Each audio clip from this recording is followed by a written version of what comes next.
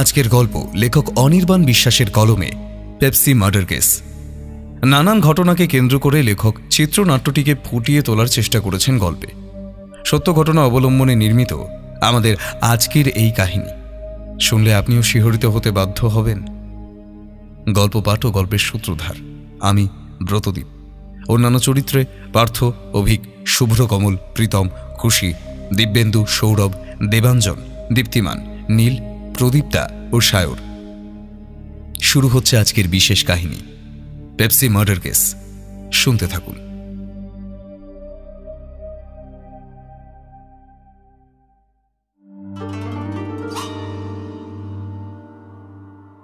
Mister David এককালে এক জাঁদরেল police officer ছিলেন। জীবনে তার প্রচুর অভিজ্ঞতা। কত বিচিত্র, কত নৃশংস কেস যে তিনি শুধু দেখেছেন বলা ভুল হবে। তিনি সেই কেস সলভ করেছেন, তার কোনো উইয়ত্তা নেই।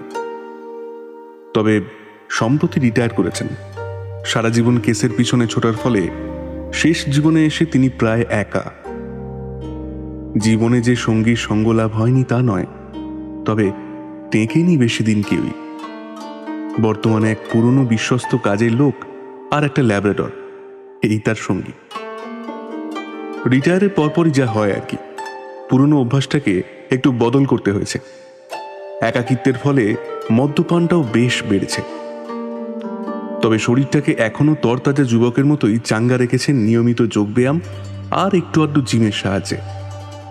বেশ ভালোই চলছিল তার জীবন। তবে মাঝে মধ্যে নিউজ চ্যানেলে কোনো অপরাধের ঘটনা শুনলেই তার ভেতরের অফিসার যেন খোঁচা মারে। এরই মধ্যে একদিন ভোরবেলা মোবাইলটা বেজে উঠল। গভীর ঘুমে থাকার ফলে 2-3 বার ফোনটা বেজে বন্ধ হয়ে গেল। একটু পরে আবারও বাজলে মিস্টার ডেভিড বহু কষ্টে ফোনটা ধরে ঘুমের ঘোরে হ্যালো বলতেই ওদিকের গলার আওয়াজ শুনে তিনি ধরফড়িয়ে উঠে বললেন, hello hello sir, good morning. কেমন আছেন স্যার? হ্যাঁ স্যার, কি করতে হবে বলুন। আমি খুবই দুঃখিত ডেভিড, তোমাকে এই সময় বিরক্ত করবার জন্য, কিন্তু আমি কিছুটা নিরুপায় হয়েই এটা করছি। আসলে বহুদিন ধরে একটা আনসলভড কেস আমাদের ফাইলে রয়েছে। ওটার খুব ক্লোজে এসেও আমরা কিছুই করতে পারছি না। সমস্যা হলো মিডিয়া হঠাৎই ওই কেসটার ব্যাপারে বড্ড মাথা ঘামাচ্ছে, আর সেই জন্যই তোমাকে আমার সত্যি সত্যিই খুব দরকার। তা এত এফিশিয়েন্ট পুলিশ অফিসার থাকতে এই রিটায়ার্ড বুড়োকে আপনার দরকার পড়লো? বুড়ো হাড়েই ভেলকিটা দেখাতে হবে।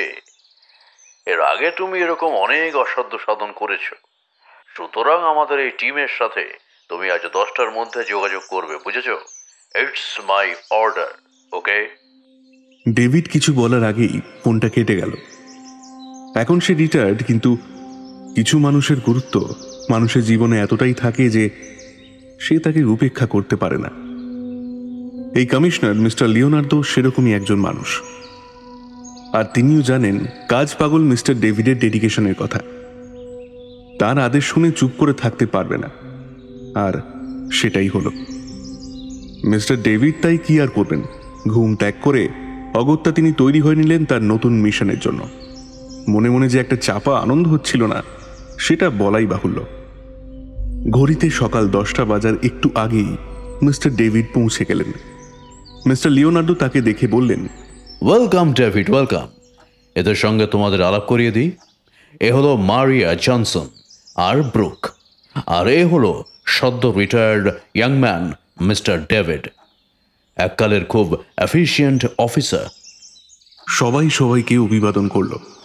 মিস্টার লিওনার্দো বললেন, নাও কাম টু দ্য পয়েন্ট। দেখো, 1981-এ এর ঘটনা, একটা ঘটনা না বলে দুর্ঘটনা বলাই ভালো। ওয়েট স্যার, এটা কি আপনি কলোরাডোর ঘটনার কথা বলছেন, যেখানে একটা অল্প বয়সী মেয়ের নৃশংসভাবে মার্ডার হয়? Excellent David, excellent. তার মানে তুমি ব্যাপারটা জানো। অবশ্য মিডিয়ার জন্য, যাই হোক, আমি এই ফাইলটা তোমায় দিলাম। এখানে ডিটেলস আছে। ব্রুক, জনসন, মারিয়া, তোমরা ডেভিডকে অ্যাসিস্ট করবে, ওকে? আমার একটা মিটিং আছে, আমি বেরোচ্ছি। Have a nice day. Commissioner চলে গেলে ওরা সবাই ফাইলটা নিয়ে আলোচনায় বসল। ব্রুক পুরো ঘটনাটা সবার সামনে তুলে ধরল। 1981 সালের আগস্ট মাস, কলোরাডো, একটা ছোট্ট শহর। শহরটা ছোট হলেও বেশ সুন্দর। দুপাশে ঘন পাইন, পাড়ের জঙ্গলে ঘেরা। এই শহরটা বেশ সাজানো গোছানো। ছোট শহরে যা হয়, প্রত্যেকের সঙ্গে প্রত্যেকের ভালো পরিচয় আছে। এই ছোট্ট শহরের এক মেয়ে, নাম সারা।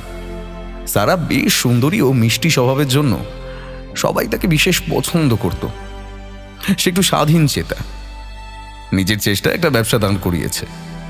সে এখন বাড়ির কাছেই আলাদা একটা বাড়িতে থাকে। তার মা বাবা পাশেই তার বোনের সঙ্গে থাকে। রোজ সকালে তার বাবা তার সঙ্গে মর্নিং টি খেতে আসেন। কিছুক্ষণ গল্প করার পরে তিনি নিজের বাড়িতে চলে যান। সারাও নিজের কাজে বাইরে চলে যায়। এভাবেই তাদের বেশ ভালোভাবেই দিন কাটছিল। কিন্তু একদিন সকালে তার বাবা রবার্ট তার বাড়িতে বেল বাজাতে গিয়ে দেখেন বেল বেজে যাচ্ছে, কিন্তু কেউ দরজা খুলছে না। কিন্তু দরজার হাতলটায় চাপ দিয়ে দেখেন দরজাটা আগে থেকেই খোলা আছে। তার মনে একটা সন্দেহ হয়, এরকম কেন হলো? সারা মাঝে মধ্যে মর্নিং ওয়াকে গেলেও দরজা বন্ধ করে যায়, তাহলে আজকে কি হলো? তিনি কিছুটা দ্বিধা করে নিয়েই ঘরের মধ্যে ঢুকলেন। বাইরের আকাশটা মেঘলা, ঘরের দরজা জানলা সবই বন্ধ থাকায় ভেতরটা বেশ অন্ধকার লাগছে। তিনি ধীরে ধীরে ভিতরে ঢুকলেন। একটা অজানা আশঙ্কা তার মনে দানা বাঁধছে। মনে হচ্ছে বাড়িতে কেউ নেই। সব ঘরের পর্দা টানা থাকায় ভালো করে কিছুই দেখা যাচ্ছে না। সারা তো কখনো দিনের বেলা পর্দা বন্ধ করে রাখে না। তাহলে কি তার শরীর খারাপ হলো? একথা মনে হতেই তিনি তাড়াতাড়ি সোফার পাশ দিয়ে তার বেডরুমের দিকে এগোলেন। ড্রয়িং রুম থেকে একটু এগোতেই পায়ের কাছে কিছু একটা ধাক্কা লাগতেই তিনি হুমড়ি খেয়ে পড়লেন। কে যেন নিচে শুয়ে আছে। কে সে? বুকের মধ্যে যেন হাতুড়ি পিটতে থাকলো। তিনি চিৎকার করে উঠলেন, কে কে এখানে? সারা, তুমি এখানে কি করছো? তিনি তার দেহের উপর হাত বুলিয়ে চমকে উঠলেন। এ কি? এ তো নগ্ন। তিনি তাড়াতাড়ি উঠে লাইট জ্বালানোর পরে দেখে সারা, সারা, মাই ডটার বলে চিৎকার করে কেঁদে ফেললেন। তারই সামনে সম্পূর্ণভাবে নগ্ন অবস্থায় তার মেয়ে সারা পড়েছিল। তার মুখে তোয়ালে গোজা, হাত দুটো তারই জামা দিয়ে বাঁধা রয়েছে, চোখ দুটো বিস্ফারিত, যেন খুব ভয় পেয়েছে। তিনি দৌড়ে তার কাছে গিয়ে তার নাকের সামনে হাত ধরলেন। না, কোনো শ্বাস পড়ছে না, হাতে পালসও পেলেন না। সারা শরীর বেশ ঠান্ডা, রাইগার মর্টিসের জন্য কিছুটাও শক্ত হয়ে গেছে। তার সারা শরীর ধরে কিছুটা ঝাঁকুনি দিয়ে দেখলেন না, কোনো সাড়া নেই। তিনি তার নাম ধরে ডুকরে কেঁদে উঠলেন। যদি ডাক্তার ডেকে কিছু কাজ হয়, সেজন্যই তাড়াতাড়ি ল্যান্ডফোনটা ডায়াল করতে গিয়ে দেখলেন এরও কোনো সাড়া নেই। তিনি তার ধরে পরীক্ষা করে বুঝলেন কেউ সেটা কেটে দিয়েছে। তিনি বুঝতে পেরেছেন কেউ জেনে শুনে এসব করেছে। তিনি ঠিক কি করবেন ভেবে পেলেন না। টয়লেটে গিয়ে একটা বড় তোয়ালে নিয়ে এসে সারার বডিটা ঢেকে দিলেন। তারপর দরজা দিয়ে বেরিয়ে পাগলের মতো নিজের বাড়ির দিকে দৌড়লেন। নিজের বাড়ির দরজা এসে তিনি হাঁপাতে লাগলেন। তার স্ত্রী তাকে এরকম উদ্ভ্রান্তের মতো আসতে দেখে তার কারণ জিজ্ঞাসা করলেন। রবার্ট হাঁপাতে হাঁপাতে বললেন, সর্বনাশ হয়ে গেছে, আমাদের মেয়ে সারাকে কেউ মেরে ফেলেছে।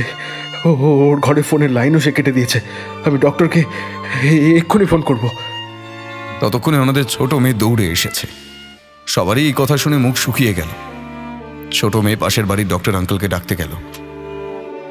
এদিকে মিস্টার রবার্ট তাড়াতাড়ি পুলিশকে ফোন করে সব জানালেন। ইতিমধ্যে তাদের পাশের বাড়ির ডক্টর এলে তারা তাকে নিয়ে সারার বাড়িতে নিয়ে গেলেন। পুলিশও ততক্ষণে চলে এসেছে। ডক্টর তাকে পরীক্ষা করে বললেন, প্রায় 9-10 ঘন্টা আগে সারা মারা গেছে।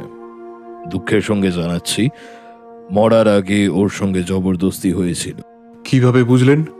ওর হাতের নখগুলো সব এবড়ো খেবড়ো ভাবে ভেঙে গেছে। তার মানে ও নিজেকে বাঁচানোর আপ্রাণ চেষ্টা করেছে। খুব সম্ভবত তাকে রেপ করা হয়। সারার মা ও বোন এসে সারার নিষ্প্রাণ দেহটাকে ধরে অঝরে কাঁদতে লাগলো। পুলিশ একটু ইতস্তত করে তাদের বোঝানোর চেষ্টা করছিল, দেখুন, আপনারা প্লিজ বডিটাকে বেশি টাচ করবেন না, তাহলে কিন্তু ফরেন্সিক রিপোর্টে প্রবলেম আসতে পারে। কিন্তু তারা কোনো কথাই শুনছিলেন না। এদিকে ফরেন্সিক টিম একটু পরেই ভেতরে ঢুকে পড়ল। তারা এসে পড়াতে সারার পরিবারকে একটু জোর করেই পুলিশ সরিয়ে দিল। ডেড বডিটা বেশ কিছুক্ষণ ধরে পরীক্ষা করে তারা বিভিন্ন অ্যাঙ্গেল থেকে ছবিও তুলল। ইনভেস্টিগেটিং অফিসার মিস্টার লিওনার্দো এসে পুরো তদন্ত করতে লাগলেন। তিনি ফরেন্সিক টিমের সাথে কথা বলে পুরো বাড়ি ও বাড়ির বাইরেটাও ঘুরে দেখলেন। বডিটাকে পোস্টমর্টমের জন্য নিয়ে যাবার সময় সারার পুরো পরিবার কান্নায় ভেঙে পড়ল। মিস্টার লিওনার্দো একটু পরে এসে সারার পরিবারের সব লোকজনকে আলাদা আলাদা করে জিজ্ঞাসাবাদ করলেন। প্রত্যেকের কাছ থেকে পাওয়া তথ্যগুলো তিনি আলাদা আলাদা করে লিখে রাখলেন। বাড়ির সব ঘর ও বডি থেকে প্রচুর স্যাম্পল পাওয়া গিয়েছিল, সেগুলো ফরেন্সিকের লোকেরা সব নিয়ে যায়। মিস্টার লিওনার্দো তাকে বেরোনোর আগে জিজ্ঞাসা করলেন, আচ্ছা, ও আলাদা থাকতো কেন? কি কারণ ছিল? আপনাদের সঙ্গে কি কোনো ব্যাপারে মতানৈক্য হয়েছিল? না না, সেটা নয়। সারা খুবই ব্রাইট মেয়ে ছিল। এই অল্প বয়সে সে নিজের চেষ্টায় একটা বড় বিজনেস দাঁড় করিয়েছিল। সেই ব্যাপারেও খুবই ফোকাসড ছিল। একটাই দোষ যেটা ছিল সেটা হলো ও খুবই নিজের মতো চলতে ভালোবাসতো, আর সেই জন্যই ও আলাদা থাকার সিদ্ধান্ত নেয়। স্যার, আমার মেয়ে তো মারা গিয়েছে, কিন্তু আমার মেয়ের খুনিদের সাজা হোক, এটাই এটাই আমরা চাই। Please sir, do something. এই বলে তিনি তার হাত দুটো চেপে ধরলেন। মিস্টার লিওনার্দো বাড়ি থেকে বেরিয়ে গাড়িতে উঠতে গিয়ে আবারও নেমে পড়লেন। তিনি বাড়ির পেছন দিকে জঙ্গলে চলে গেলেন। অন্য পুলিশেরা তার আসার অপেক্ষা করছিল। বেশ কিছুক্ষণ পরে তিনি হাতে একটা প্লাস্টিকের প্যাকেট নিয়ে ফিরে এলেন। কয়েকদিন বাদে অফিসার লিওনার্দো একদিন যখন নিজের চেম্বারে ঢুকছেন, তখন তার জুনিয়র বলে গেল যে টেবিলে তার জন্য একটা প্যাকেট রয়েছে। তিনি তাড়াতাড়ি নিজের চেয়ারে বসে প্যাকেটটা খুলে দেখলেন যে ফরেন্সিক রিপোর্টটা এসে গেছে। তিনি পুরো রিপোর্টটা পড়লেন। কিছুটা তিনি আন্দাজ করেছিলেন, কিন্তু বাকি অনেক জায়গায় ব্যাপারটা ক্লিয়ার হয়নি। মুশকিল হলো এখনো ফরেন্সিক বেশি উন্নত হয়নি। মার্ডারটা হয়ে যাওয়ায় এখনো অপরাধীকে ধরতে না পারার জন্য মিডিয়া পুলিশের নামে যা তা বলছে। বাড়ির লোকও প্রচুর চাপ দিচ্ছে। মিডিয়ার লোক গিয়ে তাদের ইন্টারভিউ ডাইরেক্ট টেলিকাস্ট করার ফলে উপর মহল থেকে প্রেশারও আসছে। এসব নিয়ে তিনি ভাবছিলেন, হঠাৎ টেলিফোনটা বেজে ওঠার ফলে তার চিন্তা ভগ্ন হলো। হ্যালো স্যার, ফরেন্সিক রিপোর্টটা আসতে বড্ড দেরি হয়ে গেল। হ্যাঁ হ্যাঁ স্যার, যা সাসপেক্ট করেছিলাম সেটাই, রেপড অ্যান্ড মার্ডার্ড। ভিকটিমের বডির প্রাইভেট পার্ট, টাওয়েল, বেডে সব জায়গাতেই সিমেন্ট পাওয়া গেছে। হ্যাঁ স্যার, ওর বুকের উপর ধারালো ছুরি জাতীয় কোনো জিনিস দিয়ে 3 বার আঘাত করা হয়েছে। তাতে লাংস আর হার্টও হ্যামারেজের ফলে অনেক রক্ত বেরিয়েছে। তবে মাথার পিছন দিকে গুলি কেন করা হয় সেটার মোটিভটা ঠিক বোঝা যাচ্ছে না। প্রাইভেট পার্টে পুরুষের গায়ের লোমও পাওয়া গেছে, কিন্তু তা এত অল্প পরিমাণ যে তা দিয়ে ডিএনএ টেস্ট করে ম্যাচ করানোটা খুবই কঠিন। ওকে স্যার, বাকি তদন্ত এগোলে আমি আপনাকে জানাবো, কেমন? আচ্ছা, কোনো মার্ডার ওয়েপেন কি পাওয়া গেছে? না স্যার, কিছুই পাওয়া যায়নি। আমি অনেক খুঁজেছি। বাড়ির চারপাশটা দেখেছেন? হ্যাঁ স্যার, আমি চারপাশেও খুঁজেছি, পাইনি। তবে আমি আবার একবার দেখব sir. Okay sir, good day. Sir, আপনার সঙ্গে একজন দেখা করতে এসেছেন। এক অফিসার এসে বললেন। তিনি হাতের ইশারায় তাকে আসতে বললেন। তারপর উঠে ওয়াল ক্যাবিনেট থেকে সারার ফাইল বার করে তার মধ্যেই ফরেন্সিক রিপোর্টটা রেখে দিলেন। স্যার, আমাদের মেয়ের কেসটার কি হলো? গলাটা শুনে পেছনে ঘুরে তাকাতেই তিনি দেখলেন মিস্টার রবার্ট দাঁড়িয়ে আছেন। আপনি প্লিজ বসুন। আপনি একটু কফি খাবেন? তিনি মাথা নেড়ে উৎসুক দৃষ্টিতে তার দিকে তাকিয়ে রইলেন। মিস্টার লিওনার্দো একটু অস্বস্তিতে পড়লেন। তারপর তিনি তার স্বভাবজাত ভঙ্গিতে বললেন, দেখুন, আজকেই আমি ফরেন্সিক রিপোর্টটা হাতে পেলাম। আপনার মেয়েকে রেপ করে মার্ডার করা হয়। ঘাড়ের কাছে একটা লাল স্পট রয়েছে। মাথায় গুলি চালানো হয়, বুকে 3 বার ধারালো ছুরি জাতীয় কিছু জিনিস দিয়ে আঘাতও করা হয়। ব্যাস এইটুকুই। আমরা এবার পুরো টিম নিয়ে তদন্ত শুরু করব। কিছু তদন্তে পেলে আমরাই আপনাকে জানিয়ে দেব। আপনাকে কষ্ট করে আর আসতে হবে না। আমি আগেও জিজ্ঞাসা করেছিলাম, আবারও জিজ্ঞাসা করছি, ওর কোনো শত্রু ছিল? মানে আপনাদেরও কোনো শত্রু থাকলে সেটা আমাকে বলতে পারেন। আমি খুবই শান্তিপ্রিয় মানুষ। কারোর সঙ্গে ঝামেলায় আমি কোনোদিনই থাকিনি। আমাদের পুরো এরিয়ার সবাই খুবই ভালো মানুষ। ফলে আমি না, আমার এই ঘটনায় ভেরি সারপ্রাইজড। কিন্তু আপনার মেয়েকে খুবই অ্যাগ্রেসিভলি মার্ডার করা হয়েছে। মার্ডারারের খুবই আক্রোশ ছিল, কিন্তু মনে হচ্ছে আপনার মেয়ের প্রতি। হরিবল রিভেঞ্জ। তবে ভেবে দেখুন তো, ওর কোনো এক্স বয়ফ্রেন্ড যার উপর খুব রাগ আছে, এরকম কিছু? এবার রবার্ট একটু চুপ করে থাকলেন। তারপর মাথা নেড়ে চেয়ার ছেড়ে উঠে দাঁড়ালেন। একটু বিনয়ের সঙ্গে বললেন, কিছু ক্লু পেলে প্লিজ জানাবেন। বেশ, আপনারাও সাবধানে থাকবেন। সারার বাড়িটা কবে আবার আমরা ব্যবহার করতে পারবো? আমাদের তদন্ত শেষ হলেই পারবেন, একটু অপেক্ষা করতে হবে। মিস্টার রবার্ট ধীরে ধীরে চলে গেলেন। মিস্টার লিওনার্দো একটু চোখ বন্ধ করে ভাবতে থাকলেন। তিনি একজন জুনিয়র অফিসারকে ডেকে বললেন, চলুন একবার মার্ডার স্পটটা দেখে আসি। পুরো টিমকে নিয়ে মিস্টার লিওনার্দো স্পটে পৌঁছে হাতে গ্লাভস পরে সবকিছু দেখতে থাকলেন। বাড়ির বাইরে যেদিকটা জঙ্গল সেই দিকে এসে তিনি চমকে গেলেন। তিনি জানালার কাছে তাকিয়ে দেখলেন বাইরে থেকে কেউ একটা ভাঙার চেষ্টা করছে। তিনি জুনিয়র অফিসারকে সেটা দেখিয়ে বললেন, আচ্ছা, এর মধ্যে কি কেউ এটা ভাঙার চেষ্টা করেছে? সেটা হলে কেন? স্যার, এটা আমি আগের দিনই দেখেছি, এটা নতুন কিছু নয়। তুমি এত ইম্পর্টেন্ট একটা নিউজ বলনি কেন? আসলে স্যার, ভিতরের ডাইনিং রুমের কাঁচটা ভাঙা দেখার পর এটাকে আর গুরুত্বপূর্ণ মনে হয়নি। আরে, এটা থেকে বোঝা যায় মার্ডারার কোন দিক দিয়ে এসেছিল, তার আর কি কি মোটিভ ছিল। তারপর তিনি তাকে হাতে ইশারা করে জঙ্গলের ভেতরে দিয়ে আসতে বললেন। তারা জঙ্গলের ভেতর দিয়ে চলতে লাগলো। কিছু দূর যাওয়ার পর তারা দেখলো দুটো রাস্তা ভাগ হয়ে গেল। মিস্টার লিওনার্দো তার টিমকে দুই ভাগে ভাগ করে দিলেন। মিস্টার লিওনার্দো যেদিকে গেলেন সেই দিকে একটু এগোতেই সামনে পায়ে চলা রাস্তাটা ইংরেজির লেটার ইউ এর মতো বেঁকে গেছে। সেই দিকে আরো কিছু দূর এগোনোর পরে মিস্টার লিওনার্দো সামনে অনেকগুলো বাড়ি দেখতে পেলেন। সে সবই ওই বাড়িগুলোর পিছন দিকে। এমন সময় হঠাৎই তার জুনিয়র অফিসার বললেন, স্যার, এই দিকটা দেখুন, অনেকগুলো কাঁচের টুকরো। মিস্টার লিওনার্দো ভালো করে খুঁটিয়ে খুঁটিয়ে দেখতে থাকলেন। তিনি একটা প্যাকেটে সেই টুকরোগুলো তুলে নিলেন। আশেপাশে দেখো তো, আরো কিছু পাও কিনা। মিস্টার লিওনার্দো তার সহকর্মীদের বললেন। সবাই খুঁজে দেখল কিন্তু কিছু পেল না। তিনি ইশারায় সবাইকে সামনে এগিয়ে যেতে বললেন। মিস্টার লিওনার্দো সামনে রাস্তায় গিয়ে বুঝলেন এই রাস্তাটা বড় রাস্তার প্যারালাল রোড। এর পাশে কয়েকটি বাড়ি রয়েছে, পাশ দিয়ে একটি সরু রাস্তা গেছে। তারা সেখান দিয়ে এগিয়ে সেই বাড়ির সামনের দিকে গেলেন। জুনিয়র অফিসার বললেন, স্যার, এখানকার রাস্তাটা ওই মেন রোডের কানেক্টিং রোড।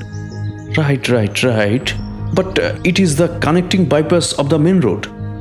ইন্টারেস্টিং। চলো তো ওই সরু রাস্তা দিয়ে ওই বাড়িগুলোর সামনের দিকে যাই, চলো। সবাই বাড়িগুলোর সামনের দিকে এসে দাঁড়ালো। এই দিকটা বেশ নির্জন, মাত্র 4-5টা বাড়ি রয়েছে একে অপরের থেকে বেশ দূরে দূরে। তোমরা সব বাড়ির লোকজনের সঙ্গে কথা বলো, কেমন? ওই আমি রাস্তার ওপাশটা থেকে আসছি, কুইক। ওরা সবাই কাজে লেগে পড়ল। মিস্টার লিওনার্দো রাস্তার ওপাশে জঙ্গলের মধ্যে একটু এগিয়ে দেখতে লাগলেন, যদি কিছু ক্লু পাওয়া যায় এখান থেকে। এদিকের জঙ্গলটা বেশ গভীর। হঠাৎই হাতে একটু জ্বালা করছে দেখে দেখলেন একটা জোক কামড়ে বসে আছে। তিনি আর না এগিয়ে দৌড়ে রাস্তার এপাশে এসে একজন কনস্টেবলকে ডেকে ওই বাড়িগুলোর একটা থেকে একটু সল্ট আনতে বললেন। জুনিয়র অফিসার খবর পেয়ে দৌড়ে সল্ট এনে তার হাতে দিতেই সেটা মাটিতে টুপ করে পড়ে গেল। সে কিছু বলতেই যাচ্ছিল, কিন্তু তার আগে মিস্টার লিওনার্দো তার দিকে তাকিয়ে বললেন, তোমাকে তো আমি ডাকিনি, তা ওদিকের কি খবর? সে একটু আমতা আমতা করে বলল, সরি স্যার, আমি এদিকে সবকটা বাড়িতেই গিয়েছি। দুটো বাড়িতে তো একজন করে বৃদ্ধ দম্পতি রয়েছেন, তবে মাঝের বাড়িতে একটা মাঝবয়সী দম্পতি ও তাদের এক মেয়ে ছিল। ছেলে কয়েকদিন আগেই লস অ্যাঞ্জেলেসে পড়তে গিয়েছে। আমি ছেলেটার ছবি দেখেছি, খুবই ভদ্র ভালো ছেলে স্যার।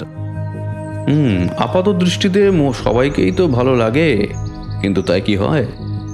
চলো তো একবার গিয়ে দেখি। মিস্টার লিওনার্দো বাড়িটার দিকে এগোতেই যাচ্ছিলেন, এমন সময় একজন কনস্টেবল দৌড়তে দৌড়তে এসে বলল, স্যার, আপনি চলে আসার পরপরই কয়েকজন রিপোর্টার এসে ওই বাড়ির মধ্যে ঢোকার জন্য জোর জবরদস্তি করছিল। আমরা দুইজন আটকানোর চেষ্টা করেছি, কিন্তু কিন্তু কিছুতেই শুনছে না দেখে আপনি ইনভেস্টিগেশনে এসছেন বললাম। ওরা আপনার কাছেই এখন আসছে, আমি তাই দৌড়ে আপনাকে খবরটা দিতে এলুম। বুঝলে, এখন ওই বাড়িতে গেলে ওরা খামোখা একটা পরিবারকে হেনস্থা করবে। তার চেয়ে চলো আমরা বরং ফিরে যাই। সেও মাথা নেড়ে সামনে চলল, কিন্তু সেই সরু গলি দিয়ে বেরোতেই তারা দেখল সামনে কয়েকজন সাংবাদিক দাঁড়িয়ে রয়েছে। ঝামেলা বুঝে মিস্টার লিওনার্দো বললেন, ইয়ে তোমরা এগিয়ে গিয়ে বলবে স্যার চলে গেছেন, কেমন? আর আমি কি করব? আমি পিছন দিক দিয়ে যাচ্ছি, তোমরা গাড়ি নিয়ে এসো, ঠিক আছে? সাংবাদিকদের চকমা দিয়ে মিস্টার লিওনার্দো আসল বাড়ির সামনে এসে বেশ কিছু গার্ডকে এখানে পার্মানেন্ট পোস্টিং করিয়ে দিলেন। তিনি বাড়ির ভেতরে ঢুকে সব ঘরগুলো ভালো করে নিরীক্ষণ করলেন। মিস্টার লিওনার্দো সোফায় বসে মনে মনে গোটা ঘটনাটা একবার পুরো সাজানোর চেষ্টা করলেন। তারপর উঠে আবারও দেখলেন বেডরুমের জানালাটা ভাঙার চেষ্টা করা হয়েছে। সামান্য কাছে ক্র্যাকও দেখলেন। আর কোনো জানালায় কিছু নেই। বাড়ির টেলিফোনের তারটা ছুরি জাতীয় কিছু দিয়ে কাটা হয়েছে। বেডটা খুবই অগোছালো। বেডসাইড টেবিলের গ্লাসটা তিনি বেডের মাথার দিকে দেওয়াল ও বেডের মাঝখান বরাবর নিচের দিকে পেলেন। তার মানে ধস্তাধস্তি এখান থেকেই শুরু হয়েছে। তারপর বেডে রেপ করার পরে আবারও ধস্তাধস্তি শুরু হয়। ব্যালকনির দেওয়ালে একটা গর্ত দেখে এগিয়ে দেখলেন গুলির দাগ। তার মানে এখানেই মাথায় গুলি করে। সারা পালাতে যাচ্ছিল, তাই পেছন থেকে গুলি করা হয়। তিনি আবারও ঘটনাটা নতুন করে সাজিয়ে নেন। ড্রয়িং রুমের কাঁচটা ভাঙা আগেই দেখেছিলেন। তার মানে এখান দিয়ে সাসপেক্ট ঢুকেছিল। এখান থেকে ঢুকে সে বেডরুমে ঢোকে। সারা কোনো কারণে ফোনে টেবিলের কাছে ছিল। হতেই পারে, কারণ জিজ্ঞাসাবাদে জানা যায় যে সে তার বোনের সঙ্গে সেদিন রাতে 11টা নাগাদ কথা বলেছিল। তারপর হয়তো অন্যমনস্ক থাকতেও পারে। অপরাধী এবারে তাকে পেছন থেকে জাপটে ধরে মাথাটা প্রায় ঘুরিয়ে মটকানোর চেষ্টা করে। আর তাতেই সে কিছুটা কাহিল হয়ে যায়। বেধড়ক মারধর করে। তারপর তাকে নেকেট করে তার জামা দিয়েই তার 2 হাতটা বাঁধে। চিৎকার বন্ধ করার জন্য মুখের মধ্যে অরেঞ্জ কালারের টাওয়াল পুড়ে দেয়। তারপর সুযোগ পেয়ে তাকে রেপ করে। এমন সময় সারা তাকে কোনো মতে ফেলে ড্রয়িং রুমের দিকে পালাতে যায়। সে তখন তাকে পেছন দিক থেকে গুলি করে। এরপর সারা ড্রয়িং রুমে পড়ে যায়। তীব্র আক্রোশে সে তার বুকের উপর ধারালো ছুরি জাতীয় কিছু দিয়ে 3 বার আঘাত করে। ফলস্বরূপ তার হার্ট ও লাংসে সাংঘাতিক আঘাত লাগে ও রক্তপাত হয়। এটাই তার মৃত্যুর কারণ। তিনি দারুণ উৎসাহে নিজের হাতে নিজেই ক্ল্যাপ করলেন। ঠিক পথেই এগোচ্ছে তার ইনভেস্টিগেশন। কিন্তু মুশকিল হলো খুনি কে? শুধু যদি রেপ করেই তার উদ্দেশ্য হবে, তবে এরকম ব্রুটালি কাউকে মারবে কেন? ভয়ঙ্কর আক্রোশ না থাকলে এত হিংস্র হওয়া যায় কি? গুলি তো করেই ছিল, তাহলে ঘাড়ে বিভৎস মোচড় দিল কেন? ঘাড়ের পেছনে ওই লাল স্পটটা কিসের জন্য হলো?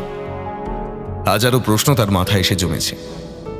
মোটিভটা ক্লিয়ার না হলে মার্ডারটাকে ধরা মুশকিল।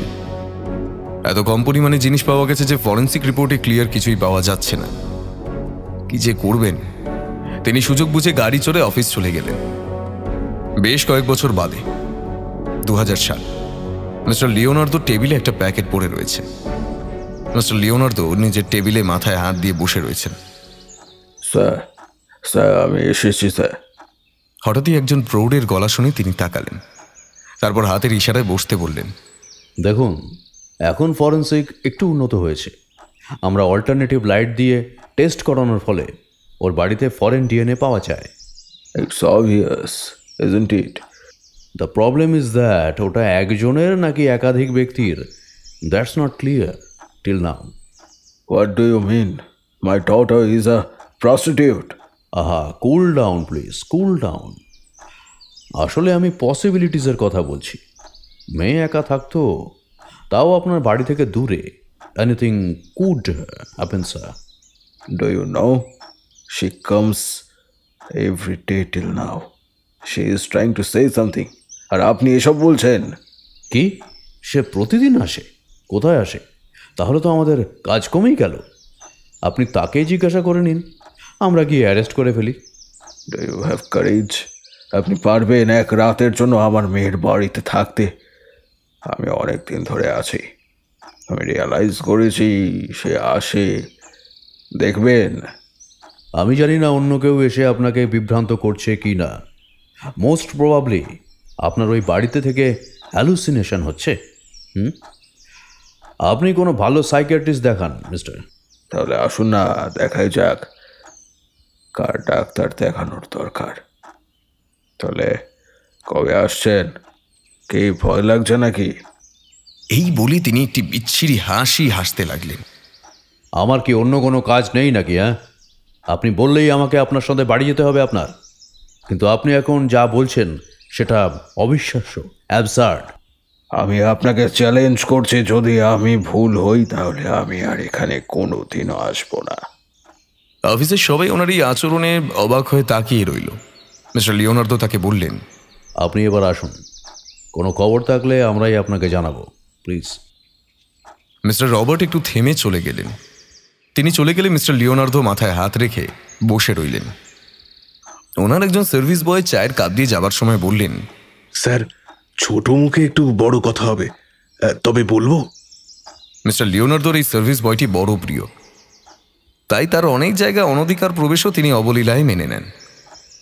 স্যার, আমাদের পাশের বাড়িতেও এরকম একটা ঘটনা ঘটেছিল। সেই লোকটা মারা যাবার পরেও সবাইকে দেখা দিত। পরেই জানা গেল সে একটা প্রপার্টি কিনেছিল, সেটা কেউ জানতো না। সেটা বলার জন্যই তার ভূত হয়ে আবির্ভাব। তাই বলছি স্যার, আপনি একবার গিয়েই দেখুন না। ওনার মেয়েরও তো খুনি ধরা পড়েনি, তাই হয়তো। মিস্টার লিওনার্দোর কথা শুনে চা খেতে খেতে মাথা নাড়লেন। কয়েকদিন বাদে বেশ রাতে একদিন মিস্টার রবার্টের বাড়িতে দরজায় বেল বাজল। এত রাতে বেল বাজায় তিনি বেশ চমকে উঠলেন। দরজাটা খুলে তিনি চমকে গেলেন। সামনে দেখলেন মিস্টার লিওনার্দো দাঁড়িয়ে রয়েছেন। মিস্টার লিওনার্দো তাকে বললেন, আমি আজ রাতে সারার বাড়িতে থাকবো, তাই চাবি নিতে এসেছি। এমনি তো সবই ঠিক আছে, আপনার কোনো অসুবিধে হবে না। তাহলে কাল সকালে আমি চা নিয়ে আপনার সঙ্গে দেখা করব, আর যদি মনে করেন তো আমিও আপনার সঙ্গে থেকে যেতে পারি। মিস্টার লিওনার্দো চাবিটা নিয়ে কনফিডেন্টলি বললেন, না না, ওসবের কোনো দরকার নেই। কাল সকালে তাহলে দেখা হচ্ছে, কেমন? Good night. তিনি চলে গেলেন। মিস্টার রবার্টের ঠোঁটের কোণে মৃদু হাসি দেখা দিল। মিস্টার লিওনার্দো হাতে একটা কমান্ডার টর্চ নিয়ে বাড়ির সামনে এসে চাবি খুলে ভেতরে ঢোকার আগে চারপাশে আলো দিয়ে দেখে নিলেন। ছোট শহর, অল্প রাতেই মনে হয় রাত গভীর হয়ে গেছে। মিস্টার লিওনার্দো বাড়ির ভেতরে প্রবেশ করে আলো জেলে সব ঘরের জানালাগুলো বন্ধ আছে কিনা দেখে নিলেন। তারপর টয়লেটের একটা লাইট জ্বালিয়ে তিনি সারার ঘরে এসে তার বেডে শুয়ে পড়লেন। শুয়ে শুয়ে ভাবলেন সেই নৃশংস ঘটনার কথা। কি ভয়ানক! এক বাবার কাছে এটা প্রচন্ড একটা শক। তারপর মনে হলো, আরে এই বেডের উপরেই সারা কয়েকদিন আগে নৃশংসভাবে খুন হয়েছে তো। এটা মনে করতেই তার হাতের রোম খাড়া হয়ে উঠল। তিনি বিছানায় উঠে বসলেন। তারপর ভাবলেন, ছি, তিনি না একজন এফবিআইয়ের অফিসার? তার এই ভয় শোভা পায় না। কত বিভৎস লাশ তিনি দেখেছেন, কতবার গভীর রাতে মর্গে গিয়েছেন। আজ এই সামান্য এক বৃদ্ধের কথায় তিনি ভয় পাচ্ছেন। তিনি ওই বেডেই শুয়ে পড়লেন। ঘুমটা আসছিল না। কিছুক্ষণ পরে ঘড়িতে দেখলেন রাত 11টা। ঘুম না আসাতে একটু উসকুস করে তিনি টয়লেটে গেলেন। তারপর ঘরের চারপাশে একবার ভালো করে দেখে নিয়ে শুয়ে পড়লেন। সারাদিন প্রচুর ধকল যায়, তাই তিনি এবার সহজেই ঘুমিয়ে পড়লেন। রাত তখন বেশ গভীর। মিস্টার লিওনার্দোর বেশ ঠান্ডা লাগছিল। ঘুমের ঘরেই তিনি গায়ের লেপটা ভালো করে জড়িয়ে নিলেন, কিন্তু তার মুখের উপর একটা ঠান্ডা হাওয়ার স্পর্শ পেলেন। একটা ঠান্ডা নিঃশ্বাস তার মুখের উপর পড়ছিল। ঘুমটা এতটাই গভীর ছিল যে তিনি লেপটা দিয়ে মাথাটাও মুড়িয়ে নিলেন। তারপর কিছুক্ষণ সব চুপচাপ। হঠাৎ ঘুমের মধ্যেই তিনি কারো প্রচন্ড আর্তনাদ শুনলেন, কোনো মেয়ের আর্ত আকুতি।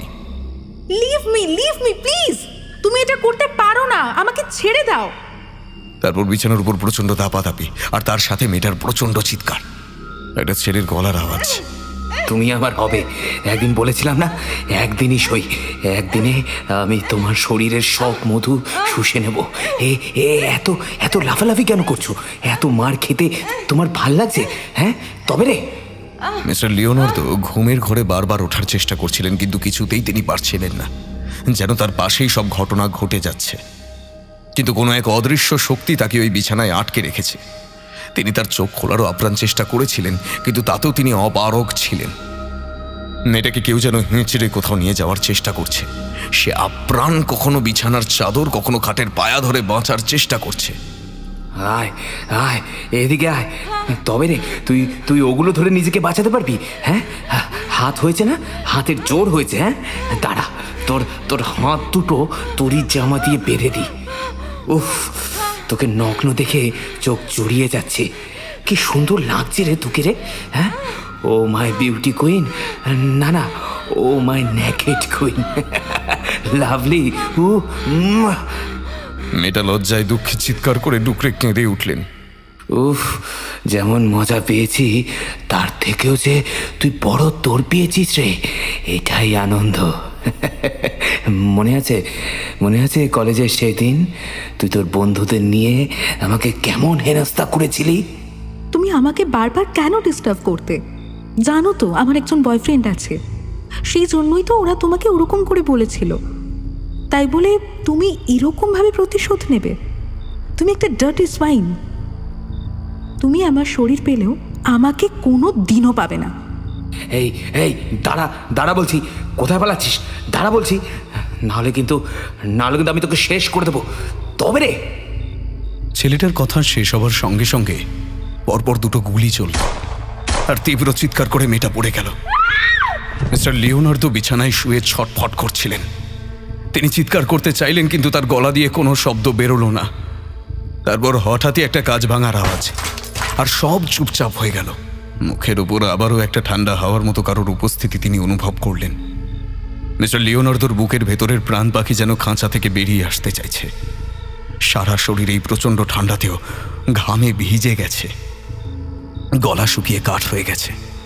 তিনি চিৎকার করতে চাইছেন, কিন্তু কোনো কথা বলা যাচ্ছে না। মাথায় অসহ্য একটা যন্ত্রণা হচ্ছিল। ধীরে ধীরে তার শরীরটা কেমন যেন ঝিমিয়ে পড়ল। আস্তে আস্তে তার সব চেতনা লুপ্ত হয়ে গেল। হঠাৎই কলিং বেলের আওয়াজে তার ঘুমটা গেল ভেঙে। তিনি দেখলেন দিনের আলো জানালা দিয়ে ঘরে এসে পড়েছে। তিনি উঠতে গিয়ে দেখলেন শরীরটা টলমল করছে। কোনো মতে দরজাটা খুলে দিতেই তিনি দেখলেন সামনে মিস্টার রবার্ট হাসি মুখে দাঁড়িয়ে রয়েছেন। তিনি তাকে ওই অবস্থায় দেখে তড়িঘড়ি ধরে সামনের সোফায় বসালেন। তারপর তার গা দেখে বললেন, হাই স্যার। তার সঙ্গে আনা কফি একটা কাপে করে দিতেই মিস্টার লিওনার্দো খুব কষ্টে একটু হাসলেন। কফিতে চুমুক দিয়ে তিনি বললেন, আমার মনে হয় হাই ফিভার। আমি যদি আজকের দিনটা এখানে থাকি তাহলে আপনার কি কোনো অসুবিধা আছে? আমার কোনো অসুবিধা নেই। আজ আপনি আমার অতিথি। স্যারও খুবই অতিথি বৎসল ছিল। আমি আপনার সব রকম বন্দোবস্ত করে দেব। আমি কি ডাক্তারকে খবর দেব? ডোন্ট ওয়ারি মিস্টার রবার্ট, আমার ব্যাগে সব রকম মেডিসিন আছে। Thank you mister Robert for your coffee. কথা বলতে বলতেই মিস্টার রবার্টের ছোট মেয়ে একটা হটপট ও ফ্লাস্ক নিয়ে ঢুকল। মিস্টার লিওনার্দো একটু ব্যতিব্যস্ত হয়ে বললেন, এত কিছুর কোনো দরকার ছিল না। আপনি অসুস্থ, একটু ব্রেকফাস্ট করে শুয়ে পড়ুন। আমার একটু কাজ আছে, আমরা আসছি। ওরা চলে যেতেই মিস্টার লিওনার্দো ব্রেকফাস্ট খেয়ে একটু ওষুধ খেলেন। তারপর বিছানায় কম্বলের মধ্যে ক্লান্ত শরীরটা এলিয়ে দিলেন। আমি কি কোনো বিচার পাবো না? আমার খুনি এখনো বিনা বিচারে ঘুরে বেড়াচ্ছে। পুলিশ কি তাকে ধরবে না? আবারও ঘুমের মধ্যে মিস্টার লিওনার্দো দেখছেন তার সামনে রক্তাক্ত শরীর নিয়ে সারা দাঁড়িয়ে রয়েছে। ঘাটটা একটু বেশি বেঁকে গেছে, মাথা থেকে রক্ত চুইয়ে মুখের উপর পড়ছে। সে ক্রমশ তার মুখের উপর ঝুঁকে পড়ছে। মিস্টার লিওনার্দোর সারা শরীর আবারও অবশ হয়ে গেছে। সে তাকে বোঝাবার চেষ্টা করেও পারল না। তার মুখ দিয়ে কোনো কথাই বেরোচ্ছে না। সারা রক্তাক্ত মুখটা ক্রমশ তার দিকে ঝুঁকে আসছে। মিস্টার লিওনার্দোর বুকের ভেতর ধরফরানিটা বেশ বেড়ে গেছে। তিনি চিৎকার করতে চাইলেন, কিন্তু পারলেন না। হঠাৎই কলিং বেলের শব্দে মিস্টার লিওনার্দোর ঘুমটা ভেঙে গেল। তখনও তার বুকের ভেতরটা ধরফর করছিল। চারপাশে তাকিয়ে দেখলেন সন্ধ্যা হয়ে গেছে। ঘরে একা থাকতে এখন তার বেশ ভয়ই লাগছে। ভীত সন্ত্রস্ত দৃষ্টিতে চারিদিকে তাকিয়ে দেখলেন বাস্তবে সারার ভূত দাঁড়িয়ে আছে কিনা। বারবার বেল বাজছিল। কিছুটা নিশ্চিন্ত হয়ে লাইট জ্বালিয়ে দরজার দিকে তিনি গেলেন। দরজা খুলে তিনি চমকে গেলেন। মিস্টার রবার্টের সাথে দাঁড়িয়ে রয়েছে তার জুনিয়র অফিসার। তিনি কোনো মতে তাকে বললেন, তোমরা এখানে এসেছো, খুব ভালো হয়েছে। এসো ভেতরে এসো। আসুন মিস্টার রবার্ট। তিনি তাদের ভেতরে ডেকে কোনো মতে সোফায় বসালেন। মিস্টার রবার্ট সঙ্গে আনা ফ্লাস্ক থেকে কফি কাপে ঢালছিলেন। জুনিয়র অফিসার মিস্টার লিওনার্দোর দিকে তাকিয়ে বললেন, এই কি চেহারা হয়েছে স্যার? একদিনে আপনাকে তো চিনতেই পারা যাচ্ছে না। আহা, আমাকে নিয়ে চিন্তা করো না। একটু শরীরটা খারাপ হলেও আমি মোটামুটি ঠিকই আছি। তুমি ওই দেওয়ালটা ভালো করে একবার দেখো তো কোনো গুলির চিহ্ন আছে কি না, দেখো তো। স্যার, এখানে গুলি চলেছে নাকি? কি সর্বনাশ! আরে না না, সব বলবো, আগে যেটা বলছি সেটা দেখো। জুনিয়র অফিসার ভালো করে দেখে মাথা নাড়লেন। মিস্টার লিওনার্দো একবার চুপ করে থেকে বললেন, জিনিসপত্র সরিয়ে ভালো করে দেখো। আমার এত বড় ভুল তো হবে না। জুনিয়র অফিসার লাইট টর্চ ভালো করে জ্বালিয়ে দেখতে থাকলেন। তার অনেকক্ষণ দেখার পরে মিস্টার লিওনার্দো আর থাকতে পারলেন না। একটু বিরক্ত হয়ে উঠে তিনিও দেখতে থাকলেন। একটা ব্রোঞ্জের মূর্তিতে হাত দিয়ে তিনি চমকে উঠলেন। এই তো সেই বুলেট। তার মানে দুটো গুলি চলেছিল, কিন্তু ফরেন্সিকে তো মাত্র একটা গুলির কথা বলা হয়েছে। অফিসার, কোনো পিস্তল কি পাওয়া গেছে? জুনিয়র অফিসার বললেন, না স্যার, তাহলে তো ঝামেলাই মিটে যেত। বন্দুকের লাইসেন্স কার নামে করা আছে দেখলেই সব পাওয়া যেত। কিন্তু স্যার, আরেকটা যে গুলি চলেছিল সেটা আপনি জানলেন কি করে?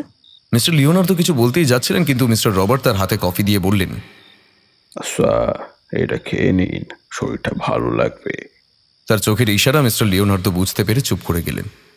মিস্টার রবার্ট জুনিয়র অফিসারের হাতেও কফির কাপ তুলে দিলেন। মিস্টার লিওনার্দো কয়েক চুমুক দিয়ে বললেন, আমি এখনই বাড়ি যাব। আমার একটু বিশ্রাম নেওয়ার দরকার। জুনিয়র অফিসারও মাথা নেড়ে বললেন, রাইট স্যার, আমারও তাই মনে হয়। তাহলে আপনার এক রাত কাটিয়ে কি মনে হলো? মিস্টার লিওনার্দো বাড়ি থেকে বেরোনোর সময় বললেন, I will try my level best, but murder weapon is still missing. দেখুন, আপনি যেটা মিন করছেন বা আমি যেটা ফিল করছি সেটা কিন্তু কোর্টে ভ্যালুলেস। তিনি মিস্টার রবার্টের সাথে হ্যান্ডশেক করে চলে গেলেন। পরের দিন সকালে অফিসে এসেই তিনি জুনিয়র অফিসারদের নিয়ে একটা মিটিং করলেন। সবাইকে বললেন ওই এভিডেন্সগুলো আবারও ফরেন্সিক ডিপার্টমেন্টে পাঠানোর জন্য। সেগুলো ফিরে এলেই যেন সঙ্গে সঙ্গে তাকে জানানো হয়। সবাই তড়িঘড়ি কাজে লেগে পড়ল। মাসখানেকের মধ্যে রিপোর্ট এসে গেলে তারা মিস্টার লিওনার্দোকে সেগুলো দেখালেন। মিস্টার লিওনার্দো সেগুলো নিয়ে সাইবার সিকিউরিটি ডিপার্টমেন্টে গিয়ে সমস্ত রেকর্ডেড ক্রিমিনালদের সঙ্গে তার রিপোর্টের ডিএনএ ম্যাচ করাতে লাগলেন। একদিন গভীর রাতে দরজায় বেল বাজতেই মিস্টার লিওনার্দো দরজাটা খুলে দেখেন মিস্টার রবার্ট দাঁড়িয়ে রয়েছেন। তিনি একটু বিরক্ত হলেও ভদ্রতার খাতিরে বললেন, এত রাতে আপনি, কি ব্যাপার? Leonardo, very sorry to disturb you sir. আসলে আমি এখান থেকে বেশ কিছু দিনের জন্য চলে যাচ্ছি, তাই অনেকদিন হয়তো দেখা হবে না। তাই যাওয়ার আগে একবার আমার মেয়ের ব্যাপারে কিছু হলো কি না জানতে চাইলাম। না না না, এখনও সেরকম কিছু হয়নি। তবে আমি আবারও একটা ফরেন্সিক টেস্টের জন্য পাঠিয়েছি, দেখা যাক কি হয়। আপনি দূরে গেলেও অসুবিধা নেই, আমার অফিসের নাম্বার তো আপনার কাছেই আছে, ফোন করে নেবেন। ওকে। তিনি একটু ইতস্তত করে বললেন, এত রাতে আপনার ঘুম ভাঙানোর জন্য দুঃখিত। আমি ডিউটি থেকে একটু আগেই ফিরেছি। ওকে, গুড নাইট। Good night. কয়েকদিন বাদে সকালে জুনিয়র অফিসার এসে মিস্টার লিওনার্দোকে রিপোর্ট করলেন, স্যার, আমরা সব রকম চেষ্টা করেছি, কিন্তু কারোরই সঙ্গে ডিএনএ ম্যাচ করেনি। এর মানে কোনো বড় ক্রিমিনাল নয়, হয়তো নতুন ক্রিমিনাল যে এখনো গ্রেফতার হয়নি। Very clever.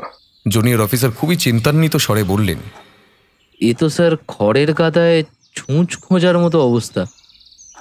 কিভাবে ধরবো কিছুই তো বুঝতে পারছি না।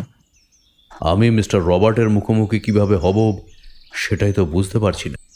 স্যার, আপনি জানেন না মিস্টার রবার্ট তো গত কয়েকদিন আগেই মারা গেছেন। হোয়াট? কি বলছো? এটাও কি সম্ভব? উনি তো কয়েকদিন আগে রাতে আমার বাড়ি এসেছিলেন। এটা কি করে সম্ভব? এই তো তখন কত হবে, ওই রাত্রির 1:30। জুনিয়রের মুখটা হা হয়ে গেল।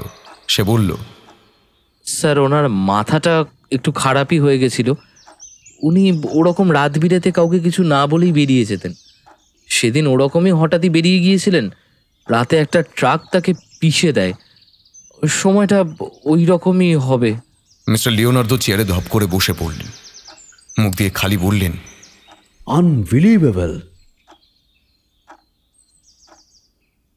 সাল 2022, কলোরাডো FBI অফিস। ব্রুকের কাছ থেকে পুরো ঘটনাটা শোনার পর মিস্টার ডেভিড বললেন, এখনো সেই খুনিকে ধরা যায়নি, কিন্তু আমার অবাক লাগছে যে এইরকম অনেক আনসলভড কেস আছে, কিন্তু সেগুলো তো এত গুরুত্ব দিয়ে দেখা হয় না। আর এতদিন পরে মিডিয়াও বা কেন এত ইন্টারেস্টেড হলো? স্যার, আপনাকে কমিশনার স্যার ডাকছেন। মিস্টার ডেভিড তাড়াতাড়ি উঠে কমিশনারের ঘরে ঢুকতেই তিনি তাকে বসতে বললেন। তারপর মিস্টার ডেভিড একটু হেসে বললেন, স্যার, আমি বুঝতে পারছি না কেন আপনি এটা এত সিরিয়াসলি নিচ্ছেন। দেখো, অনেক বছর আগে থেকেই আমি এই কেসটা তদন্ত করছিলাম, কিন্তু তারপর আমি প্রমোশন পেয়ে অন্য কাজে চলে যাই।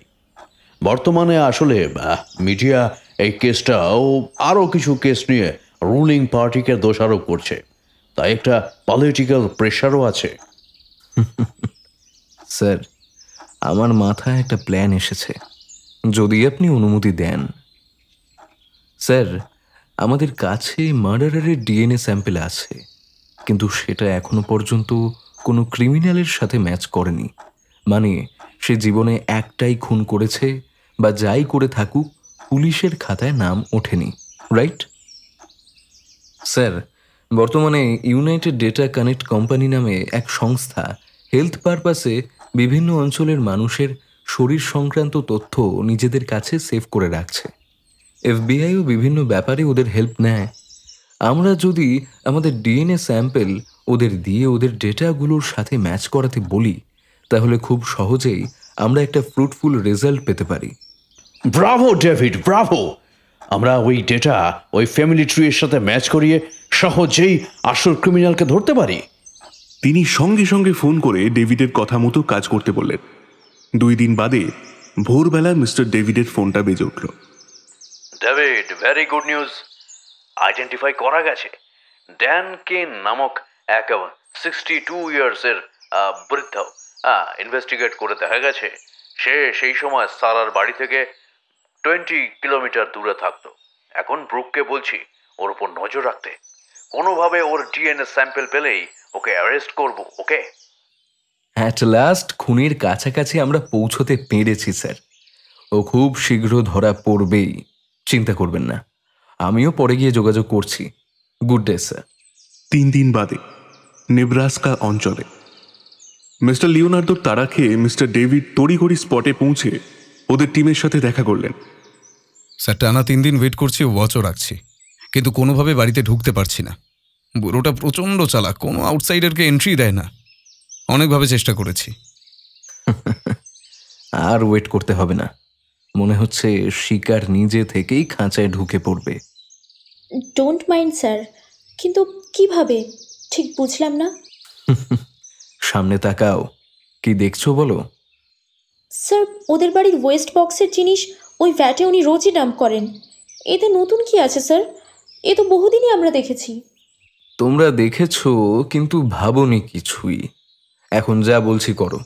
ওই ভ্যাটের থেকে এইমাত্র ওনার বাড়ি থেকে যে নোংরাগুলো ফেললো সেগুলো সাবধানে তুলে নিয়ে এসো। ও হ্যাঁ, গ্লাভস পরে যেও। ওরা একটু অবাক হলেও ওনার কথা মতো একটা প্যাকেটে সব ওয়েস্ট মেটেরিয়ালস নিয়ে এলো। তিনি সব জিনিসগুলো ভালো করে দেখলেন। তারপর ওনার মুখে একটা স্যাটিসফ্যাকশনের হাসি ফুটে উঠল।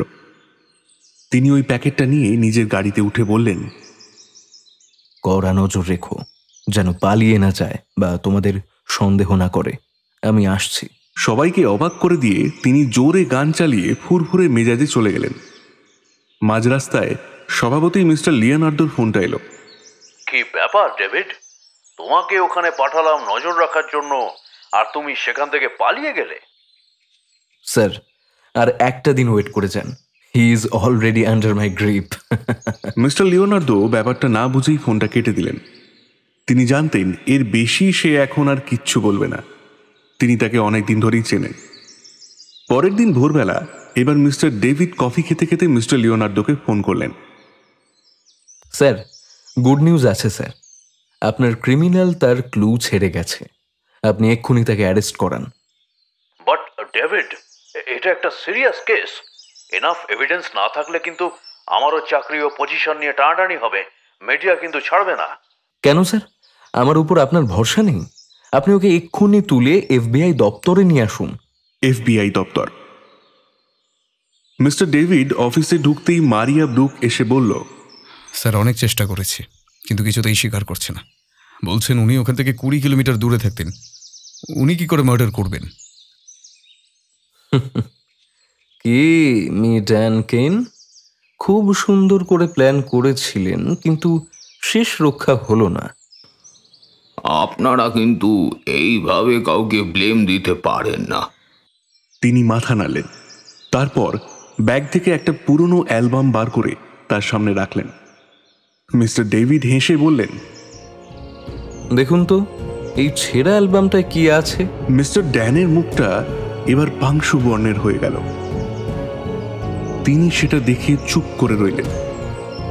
মিস্টার ডেভিড বললেন, ঠিক মনে পড়ছে নাকি? হতেই পারে, অনেক দিনের কথা। আমি একটু মনে করিয়ে দিই। এটাতে আপনার কলেজ লাইফের অনেকগুলো ছবি আছে। আর এই ছবিটা দেখুন তো, আপনার বন্ধুদের সঙ্গে মিস সারাও রয়েছেন। আপনার একেবারে পাশে দাঁড়িয়ে এই ছবিটা সম্পর্কে কি বলবেন? হতেই পারে, তারা আমাদের কলেজে পড়তো। কোনোদিন একসঙ্গে গ্রুপ ফটো তোলা হতেই পারে। আমার যথেষ্ট বয়স হয়েছে, আর আমি এলজাইমার পেশেন্ট। সব কিছু মনে নাই থাকতে পারে। আপনার এই অ্যালবামটা আপনার পুরনো বাড়ি, যেটার মালিকানা অন্য কারোর হলেও তার বেসমেন্ট খুঁজে আপনার পুরনো অনেক কিছুই পেয়েছি, যেটা আগে পেলে এই কেস অনেক আগেই সলভড হয়ে যেত। এতে কি প্রমাণ হয় আমি খুনি? আপনারা হয় উন্মাদ, না হয় আইন কানুন জানেন না। মিস্টার ডেভিড 2 হাত দিয়ে তাকে ক্রমাগত চড় মারতে লাগলেন। হাতের কাছে একটা লাঠি দিয়ে দুম দাঁড়াক্কা মারলেন। সেই মার খেয়ে মাটিতে পড়ে গেল। চিৎকার করে উঠল, my lawyer will teach you a good lesson. পারতো যদি না আপনি পেপসি খেতেন। আপনার ফিঙ্গারপ্রিন্ট ওতেই পাওয়া গেছে। সেটা সারার বডির বিভিন্ন জায়গায় পাওয়া ফিঙ্গারপ্রিন্টের সঙ্গে ম্যাচ করেছে, ডিএনএও ম্যাচ করেছে। ওই দিন ওই কাঁচরাতে পাওয়া পেপসির ক্যান আমাদের এতদিনের পরিশ্রমকে সাফল্যমণ্ডিত করলো। তার মানে ওই পুরনো বাড়িতে ইউজড বিভিন্ন জিনিসপত্রের মধ্যে ওনার ডিএনএ স্যাম্পল থাকবে। সেগুলোও ম্যাচ করালে সব মিলে যাবে। মিস্টার ড্যান, আপনি শুধু একটা নিরপরাধ মেয়েকে রেপই করেননি, তাকে নৃশংসভাবে হত্যাও করেছেন। বিশ্বাস করুন, আমি ওকে খুন করিনি। আমি সেদিন ওর স্বেচ্ছাতে ইন্টারকোর্স করি, সেটা ওর বয়ফ্রেন্ড দেখে ফেলে। সে তারপর আমাদের উপর চড়াও হয়। আমি বেঁচে পালিয়ে গেল, সারাকে মারধর করে গুলি করে মারে। You are a great liar. আপনি আমাদের বিভ্রান্ত করার চেষ্টা করছেন। সারার বয়ফ্রেন্ড একজন ছিল, তার নাম ছিল উইলিয়ামস। একটু মাথা গরম, মাঝে মধ্যে মারধরও করত, কিন্তু ও সারাকে খুবই ভালোবাসত। তার সঙ্গে তারপর কোনো যোগাযোগ আছে কিনা তদন্ত করতে গিয়ে ওর বাবার কাছ থেকে নাম্বার নিয়ে কথা বলে কনফার্ম হয়ে ওর বডির ডিএনএ সারার বাড়িতে পাওয়া ডিএনএর সঙ্গে কোনোভাবেই ম্যাচ করছে না। সুতরাং এই কেসে সে কোনোভাবেই যুক্ত নয়। মিস্টার ড্যান, বিগ প্ল্যান, কিন্তু আইনের হাতে শেষ পর্যন্ত ধরা আপনাকে পড়তেই হলো। আপনাকে এই জঘন্য কাজের জন্য গ্রেফতার করা হলো। মিস্টার লিওনার্দো তার কলার ধরে 2 বার নাড়িয়ে তাকে ধাক্কা মেরে ফেলে দিলেন। ইউ স্কাউন্ড্রেল, নরকের কীট, এবার জেলে পচে মরো। সবাই মিস্টার ড্যানকে নিয়ে চলে গেল। মিস্টার লিওনার্দো সহ বাকি সবাই মিস্টার ডেভিডকে কংগ্রাচুলেট করলেন। এসবের পরে মিস্টার ডেভিড মিস্টার লিওনার্দোকে একটু আলাদা করে জিজ্ঞাসা করলেন, আমার অনেক কিছু পরিষ্কার হচ্ছে না, যদি আপনি। তাকে নিয়ে মিস্টার লিওনার্দো নিজের কেবিনে গিয়ে বসলেন। তারপর কফি খেতে খেতে বললেন, বলো কি জানতে চাও? স্যার, ওর পুরনো বাড়িতে ওই পজিশনে যেখানে অ্যালবামটা পাওয়া গেল, তার হদিশটা আপনাকে কে দিল? আর এর আগেও শুনেছিলাম আপনি সবাইকে অবাক করে দিয়ে সেকেন্ড গুলির কথা বলেন। How it was possible? আর থার্ড প্রশ্ন হলো, এতদিন চেপে থাকা কেসটা হঠাৎই মিডিয়া নিজে থেকেই তুলল, নাকি এর মধ্যে আপনার? মিস্টার লিওনার্দো একটু চুপ করে থেকে হেসে ফেললেন।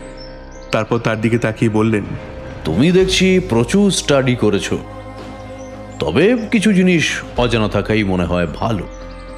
সবটা মানুষের বিশ্বাসযোগ্য নাও হতে পারে, কি তাই তো?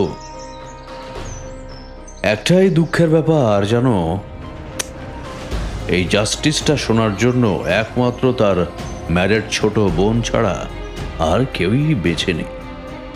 আজ তারা বেঁচে থাকলে দেখা যাক এবার কোর্ট কি বিচার করে।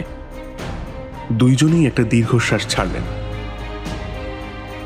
কয়েক মাস ধরে সারা মেয়ের মার্ডার কেস নিয়ে টিভি ও নিউজ পেপারে প্রতিদিনই আপডেট থাকে।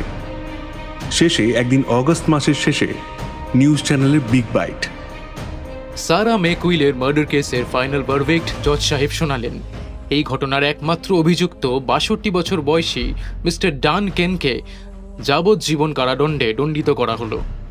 তিনি 41 বছর আগে এক রাতে মিস সারাকে নৃশংসভাবে রেপ করার পরে গুলি করে ছুরি চালিয়ে হত্যা করেন। এই প্রসঙ্গে জজ সাহেব একটা সুন্দর কথা বললেন। শুনুন বিচারক ঠিক কি বলেছেন, এক্সক্লুসিভলি শুধুমাত্র আমাদের চ্যানেলে। ব্যাপারটা অভাবনীয় হলেও কিন্তু সত্য। প্রায় 41 বছর পর একটা কেসের মীমাংসা হলো, আর সেজন্য এফবিআইয়ের পুরো টিমকে অসংখ্য ধন্যবাদ জানাই। কিন্তু এ প্রসঙ্গে সাধারণ মানুষদের উদ্দেশ্যে আমার একটা বক্তব্য আছে। আপনাদের সঙ্গে কোনো অপরাধ হলে কখনো আশাহত হবেন না। পুলিশ ও ফরেন্সিক টিম আপনাদের সব সময় হেল্প করবে, আর বিচার আপনারা ঠিক পাবেনই। আর যারা যারা ক্রাইম করে ভেবেছো বেঁচে গেছো, তারা ভেবো না যে তোমরা চিরকালের জন্য বেঁচে গেছো। পুলিশ তোমাদের ঠিক ধরতে আসবে।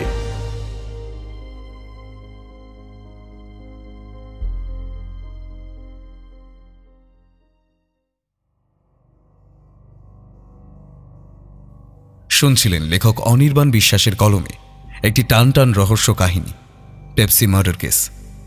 সম্পাদনা এবং কাস্টিংয়ে সৌরভ এবং মেঘনা, পরিচালনা ও ভিডিওর ভিজুয়াল এফেক্টসে সৌরভ, এডিটিংয়ে সায়র ও পোস্টার ডিজাইনে কৃষ্ণেন্দু মণ্ডল। আমাদের গল্পটি ভালো লেগে থাকলে লাইক করে দেবেন আর শেয়ার করে দেবেন। কেমন হয়েছে কমেন্ট করতে কিন্তু একদম ভুলবেন না। শুনতে থাকুন মিডনাইট ফ্যান্টাসি।